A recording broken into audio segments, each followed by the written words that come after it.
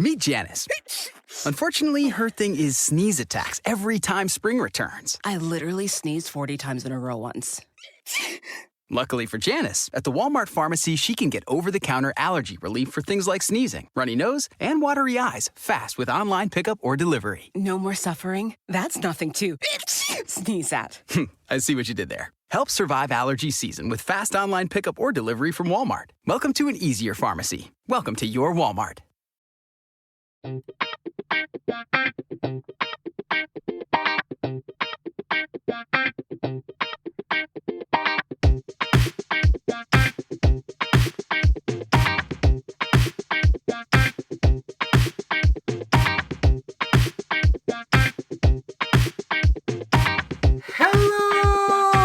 Welcome back to the Curious Kid Podcast. Many of our listeners are curious kids, just like Olivia. Olivia has grown a lot in the 4 years that we've been recording the podcast. She looks a lot different than she did when she was 4 years old. She has grown so much over the years, and growing up is lots of fun, but sometimes it can be a bit of a pain, and we're going to learn more about that this week. Mailbag! Mailbag! Hello, our 3 kids, Mikey, age 7, Matthew, age 5, and Emily, age 3, listen to you every night before bed. We live right across the street from the light bulb at the fire station in California that has been burning since 1901 that you mentioned in one of your episodes. We have also lived in Ohio and Pennsylvania. We would like you to get curious about growing pains. Why do our feet hurt so much when we are growing? Thanks! Thanks for the super duper email.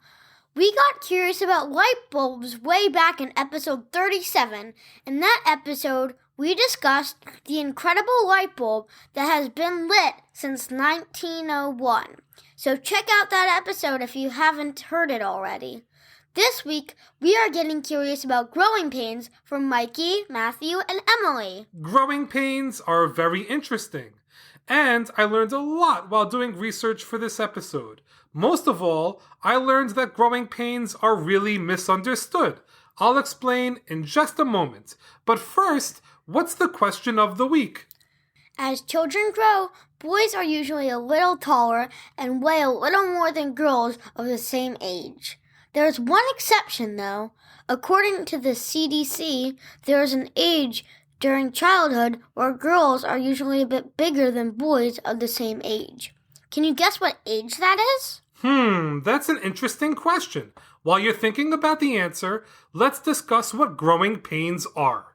Kids will sometimes experience pain in their legs during times of rapid growth. The pain usually takes place in the calves, shins, thighs, or behind the knees. The aches and cramping associated with growing pains often happen at night.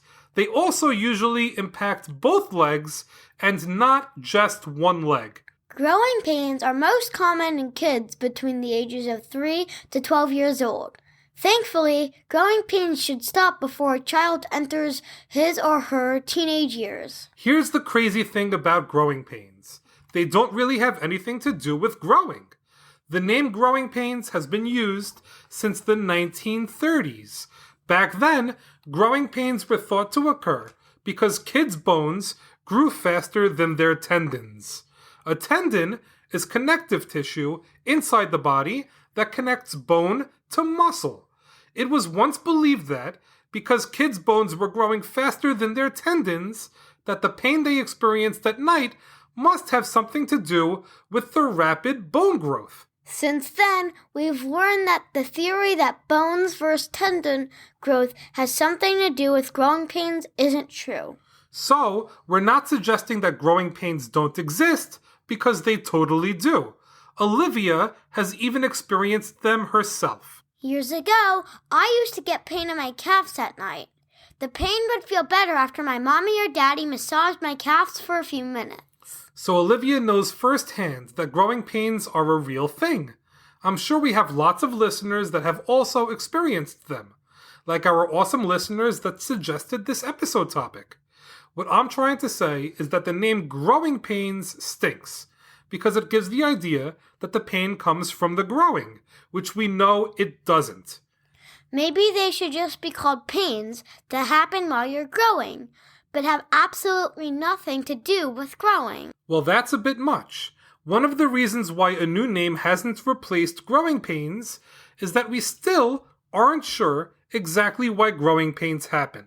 Researchers now believe that it has something to do with the fact that kids are so physically active during their growing years. All of that running around must be the reason why our muscles ache when we finally sit back and relax at the end of the day. Other studies have shown that kids that experience growing pains have a lower pain threshold than kids that don't experience growing pains. Some kids, and adults too, are able to tolerate pain better than others. The reason why this theory exists is because studies showed that kids that say they experience growing pains are also more likely to experience other kinds of pain, like headaches and tummy pain. Another theory is that having flat feet might make it more likely to have growing pains. For most people, there is an arch at the bottom of their feet when they stand. It's pretty subtle and may be hard to notice. For some people, their feet are flat at the bottom with no arch when standing. Flat feet are pretty common, affecting about 20% of the population. For people with flat feet, muscular aches and pains in their legs are more likely.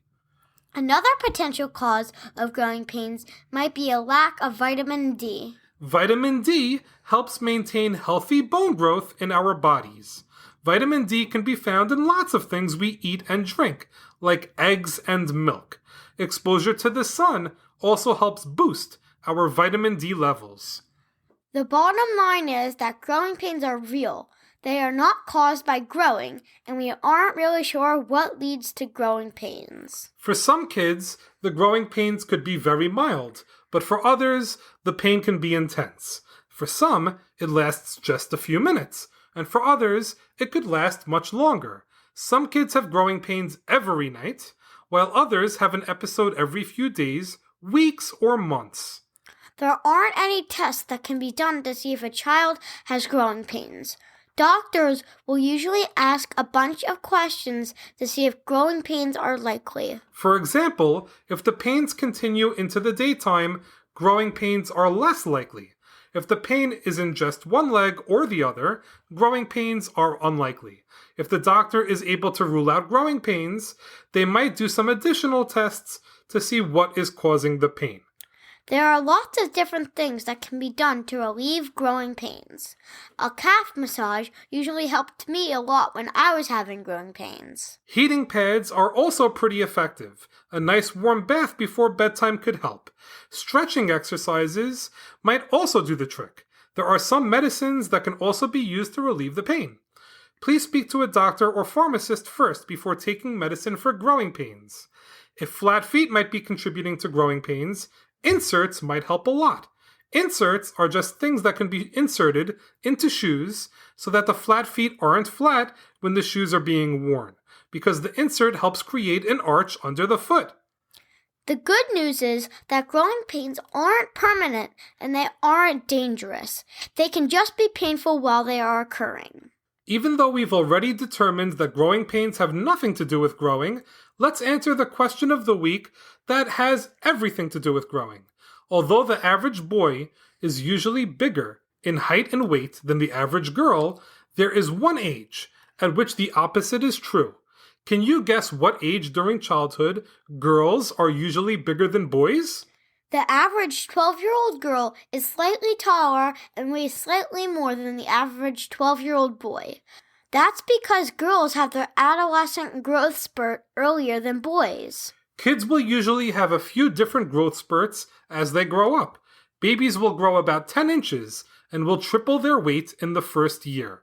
At 2 years of age, the growth will start to be slower but steady. Then girls will usually have a big growth spurt between the ages of 9 and 15, whereas boys will have their growth spurt a bit later, between the ages of 12 and 17. For that reason, it's pretty common for girls entering their teenage years to be bigger than boys of their age. Well, that's a wrap for this week's episode. Thanks so much for listening to this week's podcast, number 207, on growing pains. Great job, Olivia, and great job, Mikey, Matthew, and Emily for the episode topic suggestion that is really starting to grow on me. We have some awesome people to thank before we go. Thanks to our newest Patreon supporters, Leo M. and Deborah P.